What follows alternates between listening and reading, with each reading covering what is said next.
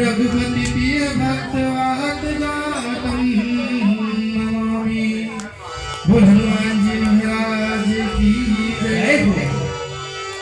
तो बाबा श्री हनुमंत लाल जी के दरबार में चलते हुए बाबा का पवित्र पाठ सुंदरकांड में प्रवेश करते हुए सर्वप्रथम श्री गजानंद जी महाराज को मनाते हैं।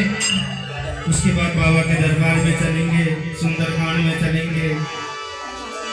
जिस सुंदरकांड से करने से शांति, सुख, समृद्धि प्राप्त होती है, दुख दर्द पीड़ा मिट जाते हैं, वो सुंदरकांड में हम चलते हैं, उसका स्मरण करेंगे।